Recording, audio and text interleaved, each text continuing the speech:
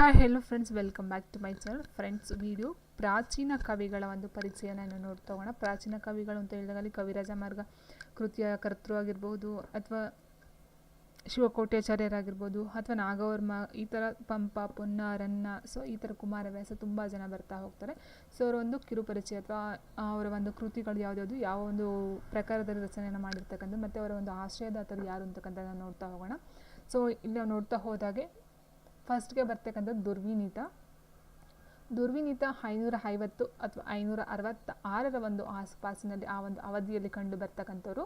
ಇವರ ಒಂದು ಮತ ಜೈನ ಮತದಲ್ಲಿ ಕಂಡು ಬರ್ತಾರೆ. ಸೊ ಇವರು ಕೃತಿಗಳು ಬಂದು ಬೃಹತ್ ಕಥೆ ಮತ್ತು ಕಿರಾತಾರ್ಜುನೀಯ ಟೀಕೆ, ಶಬ್ದಾವತಾರ, ಒಡ್ಡಕಥೆ. ಸೊ ಇಷ್ಟು ಬಂದು ಇವರ ಒಂದು ಕೃತಿಗಳು ಯಾವುದು, ಬೃಹತ್ ಕಥೆ ಮತ್ತು ಕಿರಾತಾರ್ಜುನೀಯ ಟೀಕೆ ಬಂದು ಸಂಸ್ಕೃತ ಕೃತಿ, ಶಬ್ದಾವತಾರ ಬಂದು ಕನ್ನಡ ಕೃತಿ, ಒಡ್ಡಕಥೆ ಬಂದು ಕನ್ನಡ ಕೃತಿ. ಆದರೆ ಇಲ್ಲಿ ನಾವು ನೋಡ್ತಾ ಹೋದಾಗೆ ಕನ್ನಡದಲ್ಲಿ ನಾವು ಕೇಳ್ತಾ ಹೋಗ್ತೀವಿ, ಕನ್ನಡದ ಮೊಟ್ಟ ಮೊದಲ ಕೃತಿ ಯಾವುದು ಅಂತ ಹೇಳಿದರೆ ಕವಿರಾಜ ಮಾರ್ಗ ಅಂತ ಹೇಳ್ತೀವಿ. ಆದರೆ ಬೃಹತ್ ಕಥೆ, ಕಿರಾತಾರ್ಜುನೀಯ ಟೀಕೆ, ಶಬ್ದಾವತಾರ, ಒಡ್ಡಕಥೆ ಇವೆಲ್ಲ ಸಹ ಕಥೆಗಳು 550-566 ಆಸುಪಾಸಲ್ಲಿ ರಚನೆಯಾಗಿವೆ. ಆದರೂ ಸಹ ಅದು ನಾವು ಕೃತಿಗಳು ಅಥವಾ ಮೊದಲ ಗ್ರಂಥಗಳು ಅಂತ ನಾವು ತಗೊಳ್ಳೋದೇ ಇಲ್ಲ.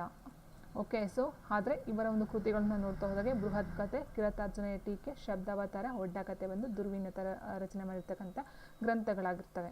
ಆ್ಯಂಡ್ ನೆಕ್ಸ್ಟ್ ಬರ್ತಕ್ಕಂಥದ್ದು ಶ್ರೀ ವಿಜಯ ನೋಡಿ, 815ರಿಂದ 817ರವರೆಗೆ ಕಂಡು ಬರ್ತಕ್ಕಂಥದ್ದು ಶ್ರೀ ವಿಜಯ. ಇವರು ಸಹ ಜೈನ ಮತದಲ್ಲಿ ಜನಿಸ್ತಕ್ಕಂಥವ್ರು. ಸೊ ಇವರ ಒಂದು ಪ್ರಮುಖ ಕೃತಿ ವೆರಿ ಇಂಪಾರ್ಟೆಂಟ್, ಕವಿರಾಜ ಮಾರ್ಗ. ಇದೊಂದು ಕನ್ನಡದ ಮೊಟ್ಟ ಮೊದಲ ಅಲಂಕಾರ ಗ್ರಂಥ ಅಂತ ಹೇಳ್ತೀವಿ, ಅಥವಾ ಕನ್ನಡದ ಮೊಟ್ಟ ಮೊದಲ ಲಕ್ಷಣ ಗ್ರಂಥ, ಕನ್ನಡದ ಮೊಟ್ಟ ಮೊದಲ ಗ್ರಂಥ ಅಂತಲೇ ಹೇಳಬಹುದು. ಕನ್ನಡದ ಮೊಟ್ಟ ಮೊದಲ ಗ್ರಂಥ ಅಥವಾ ಕನ್ನಡದ ಮೊಟ್ಟ ಮೊದಲ ಕೃತಿ, ಕನ್ನಡದ ಮೊಟ್ಟ ಮೊದಲ ಅಲಂಕಾರಿಕ ಗ್ರಂಥ ಅಥವಾ ಲಕ್ಷಣ ಗ್ರಂಥ, ಸೊ ಈ ಥರ ಎಲ್ಲ ನಾವು ಹೇಳ್ತಾ ಹೋಗ್ತೀವಿ. ಸೊ ಕನ್ನಡದ ಮೊಟ್ಟ ಮೊದಲ ಗ್ರಂಥ ಅಂತ ಹೇಳಿದರೆ ಕವಿರಾಜ ಮಾರ್ಗ ಆಗಿರುತ್ತೆ. ಇನ್ನು ನೆಕ್ಸ್ಟ್ ಬಂದು ವಂದನೆ ಗುಣವರ್ಮ 907ರಿಂದ 920 ಒಂದು ಅವಧಿಯಲ್ಲಿ, ಆ ಒಂದು ಟೈಮಲ್ಲಿ ಈ ಒಂದು ಹರಿವಂಶ ಮತ್ತು ಶೂದ್ರಕ ಅಂತಕ್ಕಂಥ ಕೃತಿಗಳನ್ನು ರಚನೆಯನ್ನು ಮಾಡ್ತಕ್ಕಂಥದ್ದು. ಸೊ ಅವರು ಸಹ ಜೈನ ಮತಕ್ಕೆ ಸೇರಿದವರಾಗಿರ್ತಾರೆ. ಈ ಒಂದು ಹರಿವಂಶ ಮತ್ತು ಶೂದ್ರಕ ಏನಿದೆ, ಇವೆರಡೂ ಸಹ ಎರಡು ಕೃತಿಗಳು ಬಂದು ವಂದನೆ ಗುಣವರ್ಮ ರಚನೆ ಮಾಡಿರ್ತಕ್ಕಂಥದ್ದು. ಇವೆರಡೂ ಸಹ ಚಂಪು ಕಾವ್ಯದಲ್ಲೇ ರಚನೆಯಾಗಿರ್ತಕ್ಕಂಥದ್ದು. ಹರಿವಂಶ ಮತ್ತು ಶೂದ್ರಕ ಎರಡೂ ಸಹ ಚಂಪು ಕಾವ್ಯ. ಆದರೆ ಮೊಟ್ಟ ಮೊದಲ ಚಂಪು ಕೃತಿ ಹರಿವಂಶ ಮತ್ತು ಶೂದ್ರಕ ಅಂತ ನಾವು ತಗೊಳ್ಳೋದಿಲ್ಲ. ಸೊ ಕನ್ನಡದ ಮೊಟ್ಟ ಮೊದಲ ಚಂಪು ಕಾವ್ಯ ಹರಿವಂಶ ಮತ್ತು ಶೂದ್ರಕ. ಆದರೂ ಸಹ ಕನ್ನಡದ ಮೊಟ್ಟ ಮೊದಲ ಕಾವ್ಯ ಯಾವುದು ಅಂತ ಹೇಳಿದ್ರೆ ಆದಿಪುರಾಣ. ಪಂಪನ ಒಂದು ಆದಿಪುರಾಣನೇ ಕನ್ನಡದ ಮೊಟ್ಟ ಮೊದಲ ಕಾವ್ಯ ಅಂತ ಹೇಳ್ತೀವಿ. ಹರಿವಂಶ ಮತ್ತು ಶೂದ್ರಕನ ನಾವು ಕನ್ನಡದ ಮೊಟ್ಟ ಮೊದಲ ಕಾವ್ಯ ಅಂತ ತಗೊಳ್ಳೋದಿಲ್ಲ. ಇನ್ನು ನೆಕ್ಸ್ಟ್ ಬಂದು ಶಿವಕೋಟ್ಯಾಚಾರ್ಯರು ರಚನೆ ಮಾಡಿರ್ತಕ್ಕಂಥದ್ದು ಯಾವುದು, ಒಡ್ಡಾರಾಧನೆ. ವೆರಿ ಇಂಪಾರ್ಟೆಂಟ್ ಅಲ್ವಾ. ಸೊ ಈ ಒಂದು ಒಡ್ಡಾರಾಧನೆ ಏನಿದೆಯೋ ಇದನ್ನು ಕನ್ನಡದ ಮೊಟ್ಟ ಮೊದಲ ಗದ್ಯ ಕೃತಿ ಅಂತ ಹೇಳ್ತೀವಿ. ಸೊ ಗದ್ಯ ಕಥೆ, ಕನ್ನಡದ ಮೊಟ್ಟ ಮೊದಲ ಗದ್ಯ ಕೃತಿ ಒಡ್ಡಾರಾಧನೆ. ಇದರ ರಚನೆಕಾರರು ಶಿವಕೋಟ್ಯಾಚಾರ್ಯರು. ಸೊ ಇವರು ಬಂದು ಜೈನ ಮತದವರೇ ಆಗಿರ್ತಾರೆ. ಇವರು ಯಾರ ಒಂದು ಆಶ್ರಯದಲ್ಲಿ ಇರ್ತಾರೆ ಅಂತ ಹೇಳಿದ್ರೆ ಚಾಲುಕ್ಯರ ಒಂದು ಆಶ್ರಯದಲ್ಲಿ ಕಂಡು ಬರ್ತಕ್ಕಂಥವ್ರು. ಇನ್ನು ನೆಕ್ಸ್ಟ್ ಬರ್ತಕ್ಕಂಥದ್ದು ಪಂಪ. ಸೊ ಪಂಪ ಅಂತ ನಾವು ನೋಡ್ತಾ ಹೋದಾಗ ಅಲ್ಲಿ 3 ಜನ ಬರ್ತಾರೆ, ಪಂಪ, ಪೊನ್ನ, ರನ್ನ. ಸೊ ಅವರನ್ನು ನಾವು ಏನಂತ ಹೇಳ್ತೀವಿ, ರತ್ನಾತ್ರೇಯರು ಅಂತ ಹೇಳ್ತೀವಿ, ರತ್ನಾತ್ರೇಯರು. ಅದೇ ರೀತಿ ಪೊನ್ನ, ರನ್ನ, ಜನ್ನ 3 ಜನ ಕವಿ ಚಕ್ರವರ್ತಿಗಳು ಅಂತ ಹೇಳ್ತೀವಿ. ಆದರೆ ಪಂಪ, ಪೊನ್ನ, ರನ್ನನ ರತ್ನಾತ್ರೇಯರು ಅಂತ ಹೇಳ್ತೀವಿ. ಸೊ ಇಲ್ಲಿ ಪಂಪ ಮೊಟ್ಟ ಮೊದಲ ಬಾರಿಗೆ 941ರ ಒಂದು ಅವಧಿಯಲ್ಲಿ ಕಂಡು ಬರ್ತಕ್ಕಂಥದ್ದು. ಸೊ ಇವರು ಸಹ ಜೈನ ಮತದವರೇ ಆಗಿರ್ತಾರೆ. ಇವರು ಚಾಲುಕ್ಯರ ಹರಿಕೇಸರಿ ಸಹ ತುಂಬ ಸಲ ಕೇಳಿದ್ದಾರೆ. ಈ ಒಂದು ಪಂಪ, ಪೊನ್ನ, ರನ್ನ, ಜನ್ನರ ಒಂದು ಆಶ್ರಯದಾತರನ್ನು ಕೇಳಿರ್ತಕ್ಕಂಥದ್ದು. ಎಷ್ಟೊಂದು ಎಕ್ಸಾಮಲ್ಲಿ ರಿಪೀಟ್ ಆಗಿರ್ತಕ್ಕಂಥ ಒಂದು ಪ್ರಶ್ನೆ ಅದು. ಚಾಲುಕ್ಯನ ಹರಿಕೇಸರಿಯ ಆಸ್ಥಾನದಲ್ಲಿ ಪಂಪ ಇರ್ತಕ್ಕಂಥದ್ದು. ಸೊ ಇವರ ಪ್ರಮುಖ ಕೃತಿಗಳು ಅಂತ ಹೇಳಿದ್ರೆ ಆದಿಪುರಾಣ ಮತ್ತು ವಿಕ್ರಮಾರ್ಜುನ ವಿಜಯ. ಸೊ ಎರಡೂ ಸಹ ಚಂಪು ಕೃತಿಗಳೇ ಆಗಿರ್ತವೆ. ಆದರೆ ಇಲ್ಲಿ ಕೇಳಿರ್ತಕ್ಕಂಥ ಪ್ರಶ್ನೆ ನಾವು ನೋಡ್ತಾ ಹೋದಾಗ ಏನು ಕೇಳ್ತಾರೆ ಅಂತ ಹೇಳಿದ್ರೆ, ಪಂಪ ಯಾರ ಒಂದು ಆಶ್ರಯದಲ್ಲಿರ್ತಾರೆ ಅಂತ ಒಂದು ಪ್ರಶ್ನೆ ಕೇಳ್ತಾರೆ. ಇನ್ನೊಂದು ಪ್ರಶ್ನೆ ಏನಂತ ಹೇಳಿದ್ರೆ ಕನ್ನಡದ ಮೊಟ್ಟ ಮೊದಲ ಕಾವ್ಯ ಯಾವುದು, ಕನ್ನಡದ ಮೊಟ್ಟ ಮೊದಲ ಕಾವ್ಯ ಯಾವುದು ಅಂತ ಹೇಳಿದ್ರೆ ಆದಿಪುರಾಣ ಆಗಿರುತ್ತೆ. ಓಕೆ, ಸೊ ಆದಿಪುರಾಣ ಬಂದು ಕನ್ನಡದ ಮೊಟ್ಟ ಮೊದಲ ಒಂದು ಕಾವ್ಯ ಆಗಿರ್ತಕ್ಕಂಥದ್ದು. ಕನ್ನಡದ ಮೊಟ್ಟ ಮೊದಲ ಕೃತಿ ಯಾವುದು ಅಂತ ಹೇಳಿದ್ರೆ ಕವಿರಾಜ ಮಾರ್ಗ. ಆ್ಯಂಡ್ ಕಾವ್ಯ ಯಾವುದು ಅಂತ ಕೇಳಿದ್ರೆ ಆದಿಪುರಾಣ. ಕನ್ನಡದ ಮೊಟ್ಟ ಮೊದಲ ಗದ್ಯ ಕೃತಿ ಯಾವುದು ಅಂತ ಹೇಳಿದ್ರೆ ಶಿವಕೋಟ್ಯಾಚಾರ್ಯರು ಬರೆದಿರ್ತಕ್ಕಂಥ ಒಡ್ಡಾರಾಧನೆ ಒಂದು ಗದ್ಯ ಕೃತಿ ಆಗಿರುತ್ತೆ. ಇನ್ನು ನೆಕ್ಸ್ಟ್ ಬರ್ತಕ್ಕಂಥದ್ದು ಪೊನ್ನ 950ರ ಒಂದು ಅವಧಿಯಲ್ಲಿ ಕಂಡು ಬರ್ತಕ್ಕಂಥದ್ದು. ಸೊ ಇಲ್ಲಿ ಆಲ್ಮೋಸ್ಟ್ ಪಂಪ, ಪೊನ್ನ, ರನ್ನ, ಜನ ಇವರೆಲ್ಲ ಬರ್ತಕ್ಕಂಥದ್ದು ಜೈನರಲ್ಲಿ ಬರ್ತಕ್ಕಂಥದ್ದು.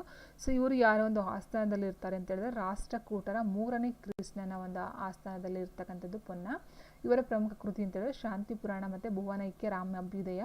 ಸೊ ಇವೆರಡೂ ಸಹ ಬಂದು ಶಾಂತಿ ಪುರಾಣ ಬಂದು ಚಂಪು ಕಾವ್ಯ ಆಗಿರುತ್ತೆ. ಭುವನೈಕ್ಯ ರಾಮಾಭ್ಯುದಯ ಸಹ ಇದು ಸಹ ಚಂಪು ಕಾವ್ಯ ಆಗಿರುತ್ತೆ. ಆದರೆ ಇನ್ನೂ ಒಂದು ಇವರ ಒಂದು ಕೃತಿ ಅಂತ ಹೇಳಿದ್ರೆ ಜಿನಾಕ್ಷರ ಮಾಲೆ. ಜಿನಾಕ್ಷರ ಮಾಲೆ. ಸೊ ಇದು ಜಿನಾಕ್ಷರ ಮಾಲೆಯಿಂದ ಇದು ಬಂದು ಕಂದ ಪದ್ಯ ಆಗಿರುತ್ತೆ. ಸೊ ಕಂದ ಪದ್ಯದಲ್ಲಿ ರಚನೆ ಮಾಡಿರ್ತಕ್ಕಂಥದ್ದು ಜಿನಾಕ್ಷರ ಮಾಲೆ ಪೊನ್ನರ ಒಂದು ಕೃತಿಯಾಗಿರುತ್ತೆ. ಇನ್ನು ನೆಕ್ಸ್ಟ್ ಬರ್ತಕ್ಕಂಥದ್ದು ಚಾವುಂಡರಾಯ. ಮೇಯ್ನಾಗಿ ನಾವು ಚಾವುಂಡರಾಯ ನೋಡ್ತಾ ಹೋದಾಗ ಚಾವುಂಡರಾಯ ಪುರಾಣ ಅಂತಕ್ಕಂಥದ್ದು ಮೇಯ್ನಾಗಿ ಕಂಡು ಬರ್ತಕ್ಕಂಥದ್ದು. ಇಲ್ಲಿ ಚಾವುಂಡರಾಯ ಪುರಾಣ ರಚನೆ ಮಾಡಿರ್ತಕ್ಕಂಥ ಇನ್ನೊಂದು ಕೃತಿ ಅಂತ ಹೇಳಿದರೆ ತ್ರಿಷಷ್ಟಿ ಲಕ್ಷ್ಮಣ ಮಹಾಪುರುಷ ಅಂತಕ್ಕಂಥದ್ದು 2 ಕೃತಿಗಳನ್ನು ರಚನೆ ಮಾಡ್ತಾರೆ. ಸೊ ಇದು ಬಂದು ಗದ್ಯ ಗ್ರಂಥಗಳು ಸಹ ಆಗಿರ್ತವೆ. ಇವರ ಒಂದು ಆಶ್ರಯ ಅಂತ ಹೇಳಿದ್ರೆ ಗಂಗಾ ರಾಮಾಚಮಲ್ಲ ಅಂತಕ್ಕಂಥವ್ರು ರಾಜರ ಒಂದು ಆಶ್ರಯವನ್ನು ಪಡ್ಕೊಳ್ತಾರೆ. ಇನ್ನು ನೆಕ್ಸ್ಟ್ ಬಂದು ಇದು 2ನೇ ನಾಗವರ್ಮ ಅಲ್ಲ, 1ನೇ ನಾಗವರ್ಮ. 2ನೇ ನಾಗವರ್ಮ ನಂತರ ಬರ್ತಕ್ಕಂಥದ್ದು 1ನೇ ನಾಗವರ್ಮ 990ರಲ್ಲಿ ಕಂಡು ಬರ್ತಕ್ಕಂಥ. ಇವರು ಸಹ ಬ್ರಾಹ್ಮಣಕ್ಕೆ ಸಂಬಂಧಪಟ್ಟಂಥವರಾಗಿರ್ತಾರೆ. ರಕ್ಕಸ ಗಂಗಾ ಅಂತಕ್ಕಂಥ ಒಂದು ಇದರಲ್ಲಿ ಆಶ್ರಯವನ್ನು ಪಡ್ಕೊಳ್ತಾ ಇರ್ತಾರೆ. ಸೊ ಮೇಯ್ನ್ ಇರೋದು ಅಂದರೆ ಚಂದೋಬುದಿ. ಏನು ಈ ಒಂದು ಚಂದೋಬುದಿ ಬಂದಿದ್ದು ಕನ್ನಡದ ಮೊಟ್ಟ ಮೊದಲ ಚಂದೋ ಗ್ರಂಥ ಆಗಿರುತ್ತೆ. ಚಂದೋ ಗ್ರಂಥ ಕನ್ನಡದ ಮೊಟ್ಟ ಮೊದಲ ಚಂದೋ ಗ್ರಂಥ ಯಾವುದು ಅಂತ ಹೇಳಿದ್ರೆ 1ನೇ ನಾಗವರ್ಮ ರಚನೆ ಮಾಡಿರ್ತಕ್ಕಂಥ ಚಂದೋಬುದಿ. ಓಕೆ, ಸೊ ಇದು ಬಂದು ಒಂದು ಚಂದೋ ಗ್ರಂಥ, ಕನ್ನಡದ ಮೊಟ್ಟ ಮೊದಲ ಚಂದೋ ಗ್ರಂಥ, ಛಂದಸ್ಸಿನಲ್ಲಿ ರಚನೆ ಮಾಡಿರ್ತಕ್ಕಂಥದ್ದು. ಇನ್ನು ನೆಕ್ಸ್ಟ್ ಬಂದು ರನ್ನನ ಕೃತಿಗಳಂತ ಹೇಳಿದಾಗ ಸಾಹಸ ಭೀಮ ವಿಜಯ ಸೋದನ ಗದಾಯುದ್ಧ ಅಂತ ಹೇಳ್ತೀವಿ. ಪರಶುರಾಮ ಚರಿತೆ, ಲಲಿತ ಪುರಾಣ, ಚಕ್ರೇಶ್ವರ ಚರಿತೆ, ರನ್ನಕಂದ ಇವೆಲ್ಲ ರನ್ನನ ಒಂದು ಕೃತಿಗಳಂತ ಹೇಳ್ಬಹುದು. ಇವರ ಮೇಯ್ನಾಗಿ ಬರ್ತಕ್ಕಂಥದ್ದು ತೈಲಪ ಇರುವ ಬೆಡಂಗನ ಸತ್ಯಾಶ್ರಯ ಅಂತಕ್ಕಂಥ ಒಂದು ಇದರಲ್ಲಿ ಆಶ್ರಯವನ್ನು ಪಡ್ಕೊಳ್ತಾರೆ. ಇವರ ಮೇಯ್ನ್ ಕೃತಿ ಸಾಹಸ ಭೀಮ ವಿಜಯ ಮತ್ತು ಪರಶುರಾಮ ಚರಿತೆ ಇಂದ ಇವೆರಡು ಬಂದು ಚಂಪು ಕೃತಿಗಳಲ್ಲಿ ರಚನೆ ಆಗ್ತಕ್ಕಂಥದ್ದು. ರನ್ನಕಂದ ಬಂದು ಕಂದ ಪದ್ಯದಲ್ಲಿ ರಚನೆಯನ್ನು ಮಾಡ್ತಕ್ಕಂಥದ್ದು.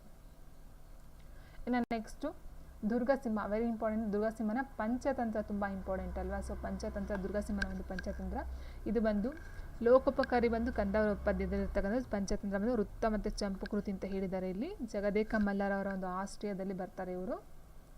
1020ರ ಒಂದು ಆಸುಪಾಸಿನಲ್ಲಿ ಕಂಡು ಬರ್ತಕ್ಕಂಥದ್ದು ಇವರು.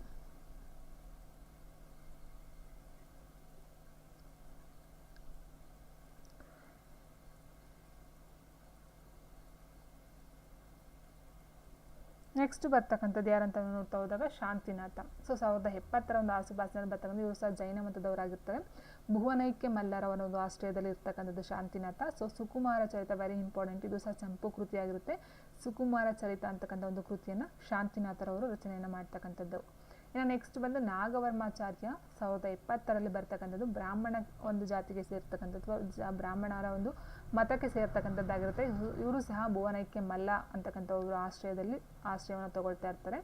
ಇವರ ಮೇನ್ ಚಂದ ಚೂಡಾಮಣಿ, ಶತಕ. ಸೊ ನೋಡಿ, ಶತಕ ಅಂತಕ್ಕಂಥ ಕೆಲವೊಂದು ಏನಿದೆಯೋ ಇವೆಲ್ಲ ವೃತ್ತದಲ್ಲಿ ಕಂಡು ಬರ್ತಕ್ಕಂಥದ್ದು. ಓಕೆ, ಸೊ ಅದೊಂದನ್ನು ಐಡೆಂಟಿಫೈ ಮಾಡ್ಕೊಳ್ತಾ ಹೋಗಿ. ಆ್ಯಂಡ್ ನೆಕ್ಸ್ಟ್ ಬಂದು ನಾಗಚಂದ್ರ. ಸೊ ಅಭಿನವ ಪಂಪ ಅಂತ ಮೇಯ್ನಾಗಿ ನಾವು ಅವ್ರನ್ನ ಬಿರುದನ್ನು ಕೊಟ್ಟಿದ್ದಾರೆ. ಅಭಿನವ ಪಂಪ ನಾಗಚಂದ್ರ. ಸೊ 1170ರ ಒಂದು ಆಸುಪಾಸಿನಲ್ಲಿ ಬರ್ತಕ್ಕಂಥದ್ದು, ಅಥವಾ 100-120 ಒಂದು ಇದರಲ್ಲಿ ಬರ್ತಕ್ಕಂಥದ್ದು. ಸೊ ಇವರು ಸಹ ಜೈನ ಮತಕ್ಕೆ ಸೇರಿರ್ತಾರಾಗಿರ್ತಾರೆ. ಹೊಯ್ಸಳರ 1ನೇ ಬಲ್ಲಾಳ, ವೆರಿ ಇಂಪಾರ್ಟೆಂಟು. ಹೊಯ್ಸಳರ 1ನೇ ಬಲ್ಲಾಳರವರ ಆಶ್ರಯದಲ್ಲಿ ನಾಗಚಂದ್ರ ಇರ್ತಕ್ಕಂಥದ್ದು. ಸೊ ಇವರ ಮೇಯ್ನ್ ಕೃತಿ ಅಂದರೆ ಮಲ್ಲಿನಾಥ ಪುರಾಣ ಮತ್ತು ರಾಮಚಂದ್ರ ಚರಿತ ಪುರಾಣ, 2 ಕೃತಿಗಳು ಕಂಡು ಬರ್ತಕ್ಕಂಥದ್ದು. ಮಲ್ಲಿನಾಥ ಪುರಾಣ ಬಂದು ಚಂಪು ಕಾವ್ಯ ಆಗಿರುತ್ತೆ. ರಾಮಚಂದ್ರ ಚರಿತ ಪುರಾಣ ಸಹ ಇದು ಸಹ 2 ಸಹ ಚಂಪು ಕಾವ್ಯನೇ. ಸೊ ರಾಮಚಂದ್ರ ಚರಿತ ಪುರಾಣ ಏನಿದೆ ಇದನ್ನು ಪಂಪ ರಾಮಾಯಣ ಅಂತಕ್ಕಂಥ ಇನ್ನೊಂದು ಹೆಸರಿಂದನೂ ಸಹ ಕರೀತಾರೆ, ಪಂಪ ರಾಮಾಯಣ. ಸೊ ಕೇಳ್ಬೋದು ಇಲ್ಲಿ ಪಂಪ ರಾಮಾಯಣ ಬರೆದವರು ಯಾರು ಅಂತ ಕೇಳ್ಬೋದು. ಸೊ ಪಂಪ ರಾಮಾಯಣ ಮತ್ತು ರಾಮಚಂದ್ರ ಚರಿತ ಪುರಾಣ 2 ಒಂದೇ ಕೃತಿ, ಅದಕ್ಕೆ ಇರ್ತಕ್ಕಂಥ 2 ಹೆಸರುಗಳು. ಅದನ್ನು ರಚನೆ ಮಾಡಿರ್ತಕ್ಕಂಥದ್ದು ನಾಗಚಂದ್ರ. ನೆಕ್ಸ್ಟ್ ಬಂದು ನಯಸೇನ. ಸೊ ಇವರು ಮೇಯ್ನಾಗಿ ನಾವು ನೋಡ್ತಾ ಹೋದಾಗೆ ನಯಸೇನ ಬಂದು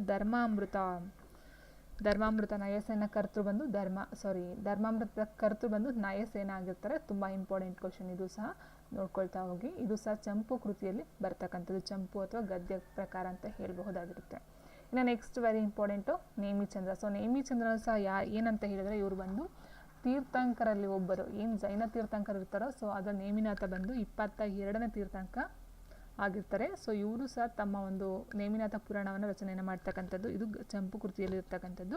ಇವರಿಗೆ ಇರ್ತಕ್ಕಂಥ ಒಂದು ಬಿರುದುಗಳಂತ ಹೇಳಿದರೆ ಭಾರತ ಚಿತ್ರಚೋರ, ಸಾಹಿತ್ಯ ವಿದ್ಯಾಧರ, ಚತುರ್ಭಾಷ ಚಕ್ರವರ್ತಿ ಕೇಳ್ತಾರೆ, ಕವಿರಾಜ ಕುಂಜರ, ವೆರಿ ಇಂಪಾರ್ಟೆಂಟು, ಸುಕರಕ ವಿಷಯಕರ, ಮತ್ತು ಕವಿರಾಜ ರಾಚಮಲ್ಲ ವೆರಿ ವೆರಿ ಇಂಪಾರ್ಟೆಂಟು, ಕವಿಧವಳ ಇದೆಲ್ಲ ಬಂದು ನೇಮಿಚಂದ್ರನಿಗೆ ಇರ್ತಕ್ಕಂಥ ಬಿರುದುಗಳು. ಆ್ಯಂಡ್ ಇವರು ಯಾವರ ಒಂದು ಆಶ್ರಯದಲ್ಲಿದ್ದರು ಅಂತ ಹೇಳಿದ್ರೆ ಲಕ್ಷ್ಮಣ ರಾಜರ ಒಂದು ಆಶ್ರಯದಲ್ಲಿ ಕಂಡು ಬರ್ತಾರೆ ಅಂತಕ್ಕಂಥ ಕೆಲವೊಂದು ಉಲ್ಲೇಖಗಳು ಇದೆಯಂತೆ. ಇನ್ನು ನೆಕ್ಸ್ಟ್ ಬಂದು ನಾಗವರ್ಮ 2. ಸೊ ಇವರು ಸಹ ನಾಗವರ್ಮ 2 ಜೈನ ಮತದಲ್ಲಿ ಕಂಡು ಬರ್ತಕ್ಕಂಥದ್ದು ಸುಮಾರು 1150 ಒಂದು ಅವಧಿಯಲ್ಲಿ ಕಂಡು ಬರ್ತಾರೆ. ಸೊ ಚಾಲುಕ್ಯರ ಜಗದೇಕ ಮಲ್ಲ ಅವರ ಒಂದು ಆಶ್ರಯವನ್ನು ಪಡ್ಕೊಳ್ತಕ್ಕಂಥದ್ದು. ಇವರ ಪ್ರಮುಖ ಕೃತಿಗಳಂತ ಹೇಳಿದರೆ ಕರ್ನಾಟಕ ಭಾಷಾಭೂಷಣ ವೆರಿ ಇಂಪಾರ್ಟೆಂಟು, ಕಾವ್ಯಾವಲೋಕನ ಮತ್ತು ಅಭಿಧಾನ ವಸ್ತುಕೋಶ, ನೆಕ್ಸ್ಟ್ ವರ್ಧಮಾನ ಪುರಾಣ ಅಂತಕ್ಕಂಥ 4 ಕೃತಿಗಳನ್ನು ರಚನೆ ಮಾಡ್ತಾರೆ. ನೆಕ್ಸ್ಟ್ ನೋಡಿ ಇಲ್ಲಿ ನೋಡ್ತಾ ಹೋದಾಗ ಇಲ್ಲಿ ಭಾಷಾಭೂಷಣ ಏನಿದೆಯೋ ಇದು ಬಂದು ಚಂಪು ಸೂತ್ರ ಅಂತ ಹೇಳ್ತಾರೆ, ಚಂಪು ಸೂತ್ರ. ಆ್ಯಂಡ್ ನೆಕ್ಸ್ಟ್ ಕಾವ್ಯಾವಲೋಕನ ಬಂದು ಕಂದ ಪದ್ಯ ಆಗಿರ್ತಕ್ಕಂಥದ್ದು. ಆ್ಯಂಡ್ ನೆಕ್ಸ್ಟ್ ಅಭಿಧಾನ ವಸ್ತುಕೋಶ ಏನಿದೆಯೋ ಇದು ಬಂದು ಸಹ ಕಂದ ಪದ್ಯನೇ ಆಗಿರ್ತಕ್ಕಂಥದ್ದು. ಆ್ಯಂಡ್ ನೆಕ್ಸ್ಟ್ ವರ್ಧಮಾನ ಪುರಾಣ ಇದೆಯಲ್ಲ, ಸೊ ಇದು ಬಂದು ಚಂಪು ಕೃತಿಯಾಗಿರುತ್ತೆ. ಸೊ ನೋಡಿ ಇಲ್ಲಿ ಕರ್ನಾಟಕ ಭಾಷಾಭೂಷಣ, ಸೊ ಇದು ಬಂದು ಸೂತ್ರ ಅಂತ ಹೇಳ್ತಾರೆ, ಸೂತ್ರಗಳು ಕಂಡು ಬರ್ತಕ್ಕಂಥದ್ದು. ಆ್ಯಂಡ್ ನೆಕ್ಸ್ಟ್ ಕಾವ್ಯಾವಲೋಕನ ಬಂದು ಮತ್ತು ಅಭಿಧಾನ ವಸ್ತುಕೋಶ ಇವೆರಡು ಕಂದ ಪದ್ಯದಲ್ಲಿ ಬರ್ತಕ್ಕಂಥದ್ದು. ವರ್ಧಮಾನ ಪುರಾಣ ಬಂದು ಒಂದು ಚಂಪು ಕೃತಿಯಾಗಿರುತ್ತೆ. ಈ 4 ಬಂದು ನಾಗವರ್ಮ 2 ಕೃತಿಗಳು. ಇನ್ನು ನೆಕ್ಸ್ಟ್ ಬರ್ತಕ್ಕಂಥದ್ದು ಬಸವೇಶ್ವರರು. ಸೊ ಬಸವೇಶ್ವರ ನಿಮ್ಗೆ ಗೊತ್ತೇ ಇದೆ, ಕೂಡಲ ಸಂಗಮ ದೇವರ ಒಂದು ಇದು ಅಂಕಿತನಾಮ ಅಂತ ಹೇಳ್ಬಹುದು. ಸೊ 1150 ಒಂದು ಆಸುಪಾಸಿನಲ್ಲಿ ಕಂಡು ಬರ್ತಕ್ಕಂಥದ್ದು. ಇವರು ಮೇಯ್ನಾಗಿ ವೀರಶೈವ ಅದರಲ್ಲಿ ಕಂಡು ಬರ್ತಾರೆ. ಸೊ ಹೇಗೆ ಜೈನ ಬ್ರಾಹ್ಮಣ ಅಂತ ಹೇಳ್ತೀವಿ ಅದೇ ರೀತಿ ಬಸವೇಶ್ವರು ವೀರಶೈವರ ಒಂದು ಜಾತಿಗಳಲ್ಲಿ ಕಂಡು ಬರ್ತಕ್ಕಂಥದ್ದು. ಸೊ ಇವರು ಯಾರ ಒಂದು ಆಸ್ಥಾನ ಅಂತ ಹೇಳಿದ್ರೆ ಕಳಚೂರಿ ಬಿಜ್ಜಳನ ಆಸ್ಥಾನದಲ್ಲಿ ಕಂಡು ಬರ್ತಕ್ಕಂಥ ವೆರಿ ಇಂಪಾರ್ಟೆಂಟು, ಕಳಚೂರಿ ಬಿಜ್ಜಳನ ಆಸ್ಥಾನದಲ್ಲಿ ಬಸವೇಶ್ವರರು ಕಂಡು ಬರ್ತಕ್ಕಂಥದ್ದು. ಇವರ ಪ್ರಮುಖ ಕೃತಿ ಅಥವಾ ಇದು ಅಂತ ಹೇಳಿದ್ರೆ ವಚನಗಳು, ಮಂತ್ರಗೋಪ್ಯ, ಕಾಲಜ್ಞಾನ ವಚನ ಅಂತಕ್ಕಂಥದ್ದು. ಸೊ ನೋಡಿ ಇಲ್ಲಿ ಬಸವೇಶ್ವರ ಮೇಯ್ನಾಗಿ ಬರ್ತಕ್ಕಂಥದ್ದು ವಚನಕಾರರಲ್ಲಿ ಬರ್ತಕ್ಕಂಥದ್ದು ಬಸವೇಶ್ವರ. ಸೊ ಹಾಗೆ ಅವರು ವಚನಗಳನ್ನು ಬರೆದಿರ್ತಾರೆ. ಸೊ ಅದರ ಜೊತೆಗೆ ಮಂತ್ರಗೋಪ್ಯ, ಕಾಲಜ್ಞಾನ ವಚನ ಅಂತಕ್ಕಂಥ ಕೃತಿಗಳನ್ನು ಸಹ ಅವರು ರಚನೆಯನ್ನು ಮಾಡ್ತಕ್ಕಂಥ. ಸೊ ಇಲ್ಲಿ ವಚನಗಳು ಬಂದು ವಚನ ಆಗಿರುತ್ತೆ, ಮಂತ್ರಗೋಪ್ಯ ಮತ್ತು ಕಾಲಜ್ಞಾನ ವಚನ ಬಂದು ಗದ್ಯ ಕೃತಿಯಲ್ಲಿ ಬರ್ತಕ್ಕಂಥದ್ದು. ಇನ್ನು ನೆಕ್ಸ್ಟ್ ಬರ್ತಕ್ಕಂಥದ್ದು ಯಾರು ಅಂತ ಹೇಳಿದ್ರೆ ಚೆನ್ನಬಸವ. ಸೊ ಚೆನ್ನಬಸವ ನೋಡಿ ಇಲ್ಲಿ ಬಸವೇಶ್ವರ ಬಂದು ಕೂಡಲ ಸಂಗಮ ದೇವ, ಚೆನ್ನಬಸವ ಬಂದು ಕೂಡಲ ಸಂಗಯ್ಯ ಅಂತಕ್ಕಂಥದ್ದು. 1150 ಒಂದು ಆಸುಪಾಸಿನಲ್ಲಿ ಬರ್ತಕ್ಕಂಥವ್ರು ಇವರು.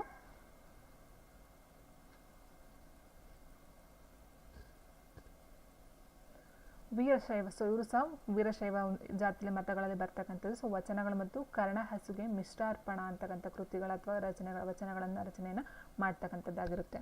ಇನ್ನು ನೆಕ್ಸ್ಟ್ ಬರ್ತಕ್ಕಂಥದ್ದು ಅಕ್ಕ ಮಹಾದೇವಿ. ಸೊ ಅಕ್ಕ ಮಹಾದೇವಿ ಕನ್ನಡದ ಮೊದಲ ಕವಯಿತ್ರಿ ಅಂತ ಹೇಳ್ತೀವಿ. ಸೊ ಇಲ್ಲಿ ಇನ್ನೊಬ್ರು ಬರ್ತಾರೆ, ಯಾರಂತ ಹೇಳಿದ್ರೆ ಕಂತಿ ಅಂತಕ್ಕಂಥವ್ರು ಬರ್ತಾರೆ.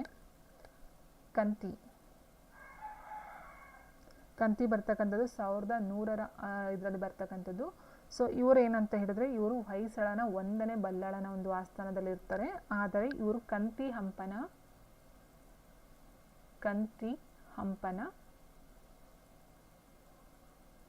ಮತ್ತು ಸಮಸ್ಯೆಗಳು ಅಂತ ಕೃತಿಗಳನ್ನ ರಚನೆ ಮಾಡ್ತಾರೆ. ಆದರೆ ಈ ಕೃತಿಗಳು ಲಭ್ಯವಾಗೋದಿಲ್ಲ. ಸೊ ಹಾಗಾಗಿ ಏನು ಮಾಡ್ತಾರೆ, ಅಕ್ಕ ಮಹಾದೇವಿಯವರನ್ನು ಕನ್ನಡದ ಮೊದಲ ಕವಯಿತ್ರಿ ಅಂತ ತಗೊಳ್ತಾರೆ. ಸೊ ಕಂತಿನ ಬಿಡ್ತಾರೆ, ಅಕ್ಕ ಮಹಾದೇವಿಯವರ ಕನ್ನಡದ ಮೊದಲ ಕವಯಿತ್ರಿ ಅಂತ ಆಯ್ಕೆಯನ್ನು ಮಾಡ್ಕೊಳ್ತಕ್ಕಂಥದ್ದು. ಸೊ ಇವರು ಸಹ ವೀರಶೈವದಲ್ಲಿ ಕಂಡು ಬರ್ತಕ್ಕಂಥ ವಚನಗಳು ಮತ್ತು ಯೋಗಾಂಗ ತ್ರಿವಿಧಿ ವೆರಿ ಇಂಪಾರ್ಟೆಂಟು, ಯೋಗಾಂಗ ತ್ರಿವಿಧಿ. ಸೊ ಇದು ತುಂಬ ಇಂಪಾರ್ಟೆಂಟ್ ಆಗಿರ್ತಕ್ಕಂಥದ್ದು, ಅಕ್ಕ ಮಹಾದೇವಿಯರ ಕೃತಿಗಳಂತ ಹೇಳಬಹುದಾಗಿರುತ್ತೆ.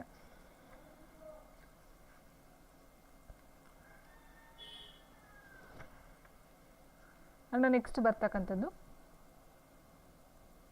ನೇಮಿನಾಥ. 1200 ಆಸುಪಾಸಿನಲ್ಲಿ ಬರ್ತಕ್ಕಂಥದ್ದು ನೇಮಿನಾಥ.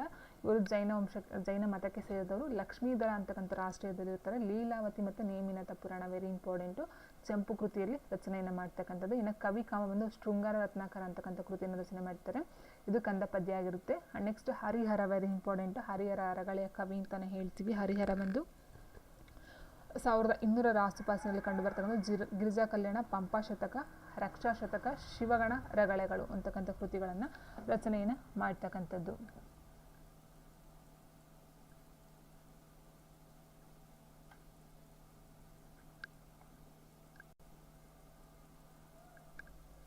ಸೊ ಇಲ್ಲಿ ಬಂದು ಗಿರಿಜಾ ಕಲ್ಯಾಣ ಬಂದು ಚಂಪು ಕೃತಿಯಾಗಿರುತ್ತೆ. ಆ್ಯಂಡ್ ನೆಕ್ಸ್ಟ್ ಬಂದು ಪಂಪಾ ಶತಕ, ರಕ್ಷಾ ಶತಕ ಹೇಳಿದಾಗೆ ಶತಕ ಅಂತಕ್ಕಂಥದ್ದು ಏನು ಬರುತ್ತೋ ಅದೆಲ್ಲ ವೃತ್ತಗಳಲ್ಲಿ ಸಂಬಂಧಪಟ್ಟಂತೆ ಬರ್ತಕ್ಕಂಥದ್ದು. ಇನ್ನು ರಗಳೆಗಳು ರಗಳೆಗೆ ಬರ್ತಕ್ಕಂಥ ಶಿವಗಣ ರಗಳೆ ಬಂದು ರಗಳೆ ಆಗುತ್ತೆ.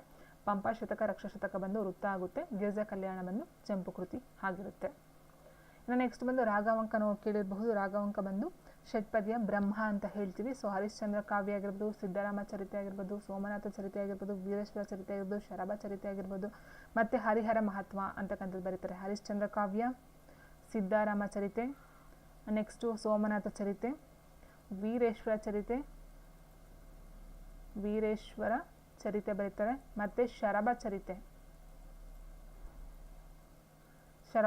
ಸೊ ಇವೆಲ್ಲ ರಚನೆ ಮಾಡ್ತಕ್ಕಂಥದ್ದು ಯಾವುದ್ರಲ್ಲಿ ಅಂತ ಹೇಳಿದ್ರೆ ವಾದಕ ಷಟ್ಪದಿಯಲ್ಲಿ ಮಾಡ್ತಕ್ಕಂಥದ್ದು. ಆದರೆ ವೀರೇಶ್ವರ ಚರಿತೆ ಏನಿದೆಯೋ ವೀರೇಶ್ವರ ಚರಿತ್ರೆ ಇದು ಬಂದು ಉದ್ದಂಡ ಷಟ್ಪದಿ. ಉದ್ದಂಡ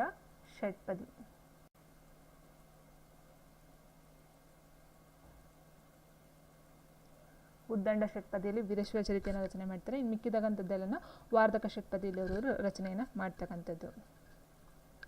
ನೆಕ್ಸ್ಟ್ ಪುಲಿಗೆರೆ ಸೋಮನಾಥ ಬರ್ತಕ್ಕಂಥದ್ದು. ಸೊ ಪುಲಿಗೆರೆ ಸೋಮನಾಥ ಬಂದು ಇವರು ವೀರಶೈವರಿಗೂ ಆಗಿರ್ತಾರೆ.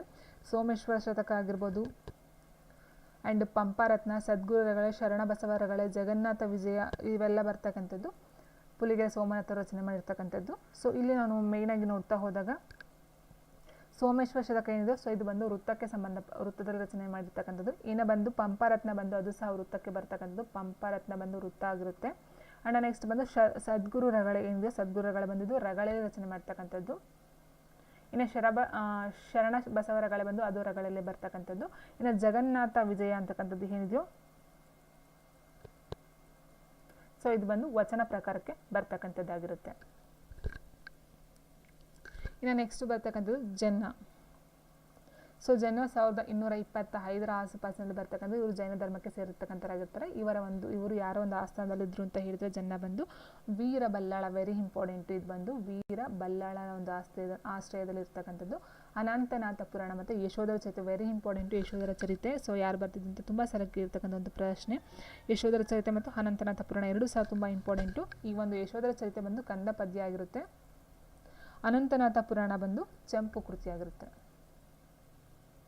ಓಕೆ, ಅನಂತನಾಥ ಪುರಾಣ ಚಂಪು ಕೃತಿ, ಯಶೋಧರ ಚರಿತೆ ಬಂದು ಕಂದ ಪದ್ಯ. ಇನ್ನು ನೆಕ್ಸ್ಟ್ ಮೇನ್ ಅಂಡಯ್ಯ 1224ರಲ್ಲಿ ಬರ್ತಕ್ಕಂಥದ್ದು ಕಬ್ಬಿಗರ ಕಾವ್ಯ ಅಂತಕ್ಕಂಥ ಒಂದು ಚಂಪು ಕೃತಿಯನ್ನು ರಚನೆಯನ್ನು ಮಾಡ್ತಾರೆ. ತುಂಬ ಇಂಪಾರ್ಟೆಂಟ್ ಇದು ಸಹ. ಅಂಡಯ್ಯ ತುಂಬ ಸಲ ಕೇಳಿದರೆ ಅಂಡಯ್ಯನ ಕಬ್ಬಿಗರ ಕಾವ್ಯ. ನೆಕ್ಸ್ಟ್ ಬಂದು ಕೇಶಿರಾಜ. ಸೊ ಕೇಶಿರಾಜ ಏನು ಬರ್ತಾನೆ, ಕೇಶಿರಾಜ ನೋಡ್ತಾ ಹೋದಾಗ ಶಬ್ದಮಣಿ ದರ್ಪಣ ಅಂತ ಹೇಳ್ಬಿಡ್ತೀವಿ. ಕೇಶಿರಾಜನ ಶಬ್ದಮಣಿ ದರ್ಪಣ ತುಂಬ ಸಲ ಈ ಒಂದು ಕ್ವಶನ್ನ ನಾವು ನೋಡ್ತಾ ಹೋಗ್ತೀವಿ. ಕೇಶಿರಾಜನ ಕೃತಿ ಯಾವುದು ಅಂತ ಹೇಳಿದ್ರೆ ಶಬ್ದಮಣಿ ದರ್ಪಣ ಅಂತಕ್ಕಂಥದ್ದು. ಸೊ ಇದು ಒಂದು ಕಂದ ಪದ್ಯದಲ್ಲಿ ರಚನೆಯನ್ನು ಮಾಡಿರ್ತಕ್ಕಂಥದ್ದು, ವೆರಿ ಇಂಪಾರ್ಟೆಂಟ್. ಆ್ಯಂಡ್ ನೆಕ್ಸ್ಟ್ ಚೌಡರಸ ಬರ್ತಾನೆ. ಸೊ ಚೌಡರಸ ಬರ್ತಕ್ಕಂಥದ್ದು ಅಭಿನವ ದಶಕುಮಾರ ಚರಿತ್ರೆ, ಮತ್ತು ಇನ್ನೊಂದು ಬರುತ್ತೆ ನಳ ಚರಿತ್ರೆ ಅಂತಕ್ಕಂಥದ್ದು. ನಳ ಚರಿತ್ರೆ.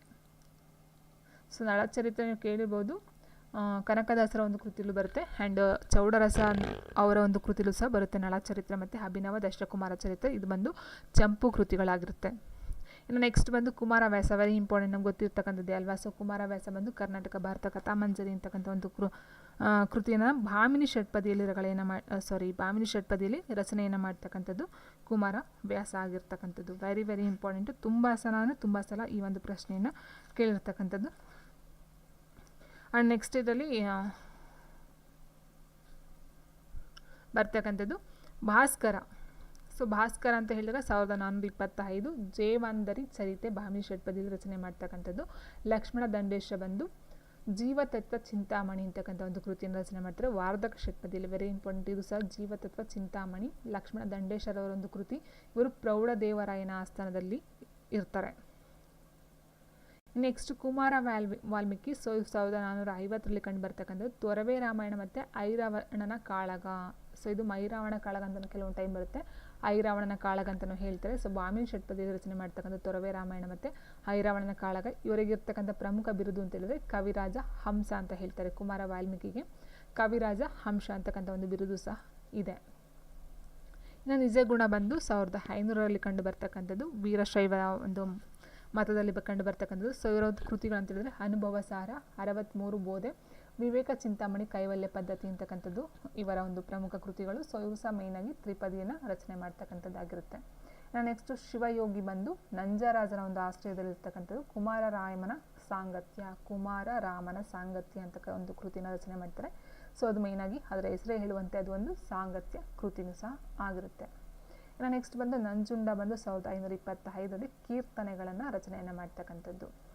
ನೆಕ್ಸ್ಟ್ ವ್ಯಾಸರಾಯ ಬಂದು 1550ರಲ್ಲಿ ಕೀರ್ತನೆಗಳನ್ನು ರಚನೆ ಮಾಡ್ತಾರೆ. ಸೊ ಪುರಂದರದಾಸರು ಕೀರ್ತನೆಗಳನ್ನು ರಚನೆ ಮಾಡ್ತಾರೆ.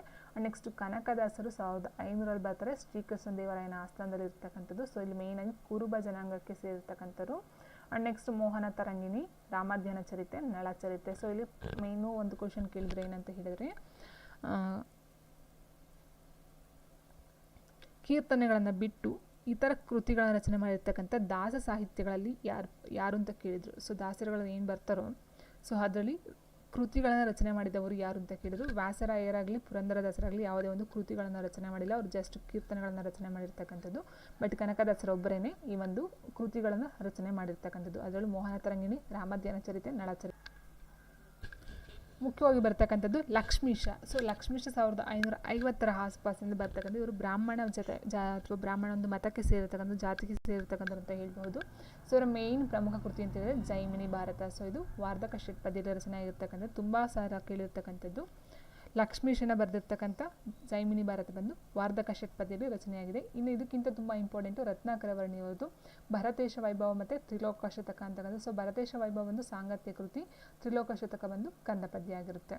ಇನ್ನು ಅದರ ಜೊತೆಗೆ ವಿರೂಪಾಕ್ಷ ಪಂಡಿತ ಬಂದು ಚೆನ್ನಬಸವ ಪುರಾಣ ಅಂತಕ್ಕಂಥ ಒಂದು ಕೃತಿಯನ್ನು ವಾರ್ಧಕ ಷಟ್ಪದಿಯಲ್ಲಿ ರಚನೆಯನ್ನು ಮಾಡ್ತಕ್ಕಂಥದ್ದು.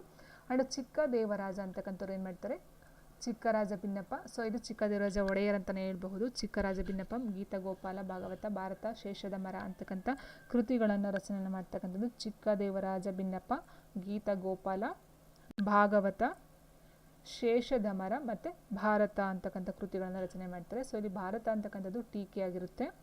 ಅಂಡ್ ನೆಕ್ಸ್ಟ್ ನಾವು ನೋಡ್ತಾ ಹೋದಾಗ ಭಾಗವತ ಏನಿದೆ ಇದು ಸಹ ಗದ್ಯ ಟೀಕೆನೇ ಆಗಿರ್ತಕ್ಕಂಥದ್ದು. ಭಾಗವತ ಮತ್ತು ಗದ್ಯ ಟೀಕೆ ಆಗಿರುತ್ತೆ. ನೆಕ್ಸ್ಟ್ ಚಿಕ್ಕರಾಜ ಭಿನ್ನಪ್ಪ ಏನಿದೆ ಇದು ಬಂದು ಗದ್ಯ ಕೃತಿಯಾಗಿರ್ತಕ್ಕಂಥದ್ದು. ಇನ್ನು ನೆಕ್ಸ್ಟ್ ಬಂದು ಗೀತ ಗೋಪಾಲ ಇದೆಯಲ್ಲ, ಸೊ ಇದು ಬಂದು ಹಾಡು. ಓಕೆ, ಸೊ ಚಿಕ್ಕರಾಜ ಭಿನ್ನಪ್ಪ ಬಂದು ಗದ್ಯ ಕೃತಿ, ಗೀತ ಗೋಪಾಲ ಬಂದು ಹಾಡು ಸೇರ್ತಕ್ಕಂಥದ್ದು. ಇನ್ನು ಭಾಗವತ ಬಂದು ಗದ್ಯ ಟೀಕೆ, ಭಾರತ ಬಂದು ಅದೊಂದು ಟೀಕೆ ಆಗಿರುತ್ತೆ. ಆ್ಯಂಡ್ ಶೇಷದ ಮರ ಅದು ಬಂದು ಗದ್ಯ ಟೀಕೆನೇ ಆಗಿರ್ತಕ್ಕಂಥದ್ದು. ಸೊ ಇಲ್ಲಿ ಕೇಳ್ಬೋದು ಟೀಕೆಯನ್ನು ಸಂಬಂಧಪಟ್ಟಂತೆ ಟೀಕೆಯನ್ನು ರಚನೆ ಮಾಡಿರ್ತಕ್ಕಂಥದ್ದು ಅಂತ ಕೇಳಬಹುದು. ಸೊ ನೋಡ್ಕೊಳ್ತಾ ಹೋಗಿ. ನೆಕ್ಸ್ಟು ತಿರುಮಲಾರ್ಯ. ಸೊ ಪ್ರಮುಖವಾಗಿ ಚಿಕ್ಕದೇವರಾಜರ ಒಂದು ಆಸ್ಥಾನದಲ್ಲಿ ಕಂಡು ಬರ್ತಕ್ಕಂಥದ್ದು. ಸೊ ಇವರ ಪ್ರಮುಖ ಕೃತಿಗಳಂತ ಹೇಳಿದರೆ ಚಿಕ್ಕದೇವರಾಜೆಯ ವಿಜಯ, ಇದು ಬಂದು ಚಂಪು ಕೃತಿಯಾಗಿರುತ್ತೆ. ಆ್ಯಂಡ್ ನೆಕ್ಸ್ಟ್ ಬಂದು ಚಿಕ್ಕದೇವರಾಜ ವಂಶಾವಳಿ ಅಂತಕ್ಕಂಥ ಒಂದು ಗದ್ಯ ಕೃತಿಯನ್ನು ರಚನೆ ಮಾಡ್ತಾರೆ. ಚಿಕ್ಕದೇವರಾಯ ವಿಜಯ ಬಂದು ಚಂಪು ಕೃತಿ, ಚಿಕ್ಕದೇವರಾಯ ವಂಶಾವಳಿ ಬಂದು ಗದ್ಯ ಗ್ರಂಥ ಆಗಿರ್ತಕ್ಕಂಥದ್ದು. ನೆಕ್ಸ್ಟ್ ಬಂದು ಚಿಕ್ಕದೇವರಾಯ ಶತಕ ಅಂತಕ್ಕಂಥದ್ದು ಬಂದು ಇದು ವೃತ್ತ ಆಗಿರ್ತಕ್ಕಂಥ, ನಾಲ್ಕು ಏಳಿಗೆ ಶತಕ ಬಂದದ್ದು ವೃತ್ತ ಆಗಿರ್ತಕ್ಕಂಥದ್ದು. ಅದರ ಜೊತೆಗೆ ಇನ್ನೊಂದು ಅಪ್ರತಿಮ ವೀರಚರಿತೆ ಇದೆ, ಇದು ಬಂದು ಗದ್ಯ ಆಗಿರ್ತಕ್ಕಂಥದ್ದು. ಅಪ್ರತಿಮ ವೀರಚರಿತ್ರೆ ಅಂತಕ್ಕಂಥದ್ದು ಗದ್ಯ ಕೃತಿ ಆಗಿರ್ತಕ್ಕಂಥದ್ದು. ಓಕೆ, ಸೊ ಇಷ್ಟು ಬಂದು ತಿರುಮಲಾರ್ಯರ ಒಂದು ಕೃತಿಗಳಾಗಿರುತ್ತೆ. ನೆಕ್ಸ್ಟ್ ಬಂದು ರಂಗನಾಥ. ಸೊ ರಂಗನಾಥ ಬಂದು ಇವರು ಸಹ ಚಿಕ್ಕದೇವರಾಜನ ಆಸ್ಥಾನದಲ್ಲಿ ಬರ್ತಾರೆ. ಅನುಭವನಾಮೃತ ಅಂತಕ್ಕಂಥ ಒಂದು ಕೃತಿಯನ್ನು ಭಾಮಿನಿ ಷಟ್ಪದಿಯಲ್ಲಿ ರಚನೆ ಮಾಡ್ತಕ್ಕಂಥದ್ದು. ನೆಕ್ಸ್ಟ್ ಸಿಂಗಾರರೆ, ವೆರಿ ಇಂಪಾರ್ಟೆಂಟ್, ಮಿತ್ರವಿಂದ ಗೋವಿಂದ ಒಂದು ನಾಟಕ, ಕನ್ನಡದ ಮೊಟ್ಟ ಮೊದಲ ನಾಟಕ ಅಂತ ಹೇಳ್ಬೋದು. ಕನ್ನಡದ ಮೊಟ್ಟ ಮೊದಲಾದ ಫಸ್ಟ್ ನಾಟಕ ಅಂತ ಹೇಳಿದ್ರೆ ಮಿತ್ರವಿಂದ ಗೋವಿಂದ, ಸಿಂಗಾರರೆಯನ್ನು ರಚನೆ ಮಾಡಿರ್ತಕ್ಕಂಥ ಒಂದು ಕೃತಿ. ಆ್ಯಂಡ್ ನೆಕ್ಸ್ಟ್ ಸಂಚೀವನಮ್ಮನ ಹದಿಬದೆಯ ಧರ್ಮ, ಇದೊಂದು ಸಾಂಗತ್ಯ ಕೃತಿ. ಇದು ಸಹ ತುಂಬ ಸಲ ಕೇಳಿದರೆ. ಹದಿಬದೆಯ ಧರ್ಮ ಇಂತಹ ಕೃತಿ ಅಂದರೆ ಸಾಂಗತ್ಯ ಕೃತಿ. ಇದರ ರಚನಾಕಾರರು ಸಂಚಿ ಹೊನ್ನಮ್ಮ ಆಗಿರ್ತಾರೆ. ನೆಕ್ಸ್ಟ್ ಸರ್ವಜ್ಞ ಅಂತ ಹೇಳಿದಾಗ ವಚನಗಳು ಆಲ್ಮೋಸ್ಟ್ ಬರ್ತಕ್ಕಂಥದ್ದು ತ್ರಿಪದಿಗಳು ಇದರಲ್ಲಿ ಕಂಡು ಬರ್ತವೆ. ಸೊ ವಚನಗಳನ್ನು ರಚನೆ ಮಾಡ್ತಾರೆ, ಅದು ಬಂದು ತ್ರಿಪದಿ ಮೀನ್ಸ್ 3 ಸಾಲುಗಳ ಪದ್ಯಗಳು. ಇನ್ನು ನೆಕ್ಸ್ಟ್ ಬಂದು ಹೆಳವನಕಟ್ಟೆ ಗಿರಿಯಮ್ಮ, ಇವರು ಬಂದು ಕೆಳದಿಯ ನೃಪ ವಿಜಯನ ಆಸ್ಥಾನದಲ್ಲಿ ಕಂಡು ಬರ್ತಕ್ಕಂಥದ್ದು. ಪ್ರಮುಖ ಕೃತಿ ಅಂದರೆ ಚಂದ್ರಹಾಸಕತೆ, ಸೀತಾ ಕಲ್ಯಾಣ, ಬ್ರಹ್ಮ ಕೊರವಂಜಿ, ವೆರಿ ಇಂಪಾರ್ಟೆಂಟು ಚಂದ್ರಹಾಸಕತೆ. ಆ್ಯಂಡ್ ನೆಕ್ಸ್ಟ್ ಬಂದು ಸೀತಾ ಕಲ್ಯಾಣ, ಬ್ರಹ್ಮ ಕೊರವಂಜಿ ಇಷ್ಟು ಬರ್ತಕ್ಕಂಥದ್ದು. ಚಂದ್ರಹಾಸಕತೆ ಬಂದು ಸಾಂಗತ್ಯ ಕೃತಿಯಾಗಿರುತ್ತೆ ಇದೊಂದು. ಇನ್ನು ಸೀತಾ ಕಲ್ಯಾಣ, ಬ್ರಹ್ಮ ಕೊರವಂಜಿ ಇವೆಲ್ಲ ನೆಕ್ಸ್ಟ್ ಬರ್ತಕ್ಕಂಥದ್ದು ಕೆಂಪು ನಾರಾಯಣ. ಸೊ ಕೆಂಪು ನಾರಾಯಣವರು ಎರಡನೇ ಕೃಷ್ಣ ಅಥವಾ